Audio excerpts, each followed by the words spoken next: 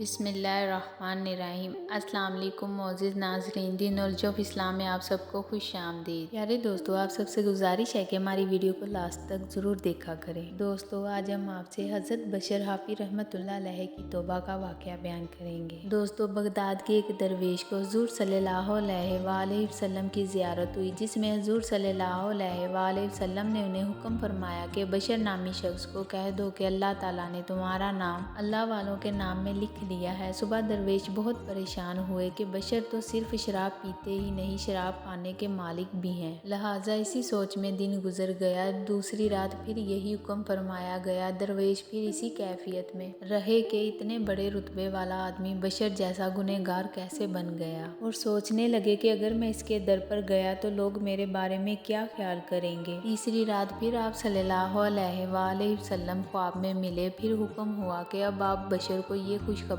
دینے نہیں گئے تو آپ کا نام ولی اللہ کی فرصت سے نکال دیا جائے گا۔ لہٰذا مجبوراً بشر کے شراب خانے پہنچے اور انہیں اپنی آمد کی اطلاع دی۔ بشر شراب کے نشے میں دھت تھے، لیکن اتنے بڑے اور مشہور درویش کی آمد کا سنتے ہی دیوانہ وار ننگے پیر بھاگتے ہوئے دروازے پر آئے اور دریافت کیا کہ کوئی آفت آنے والی ہے جو آپ خود یہاں اطلاع دینے آئے ہیں۔ درویش نے کہا نہیں، اور انہیں خوشخبری سنائی، جسے سننے کے بعد بشر نے شراب سے نہ صرف توبہ کی بلکہ تمام شراب ضائع کر دی، اور پھر کبھی پیر میں چپل نہیں پہنی، ننگے پاؤں رہا کرتے تھے کہ جب مجھے ولایت کی اطلاع ملی میں ننگے پیر بھاگتا ہوا آیا تھا، اور اللہ تعالیٰ کی بادشاہی تمام زمین پر ہے، لہٰذا شاہی فرش پر جوتے پہن کر چلنا آداب کے منافی ہے۔ یہی وجہ ہے کہ آپ کو حافی کہا جاتا ہے، یعنی ننگے پیر والا۔ لہٰذا اللہ پاک نے ان کے اس ادب پر ان کو یہ عزت دی کہ بغداد کی کسی گلی میں کوئی جانور نجاست نہیں کرتا تھا کہ نہ جانے کس جگہ بشر حافی پیر رکھے۔ اور ایک دن جب بغداد کی ایک گلی میں ایک جانور نے نجاست کی تو لوگ سمجھ گئے کہ آج بشر حافی کا انتقال ہو گیا۔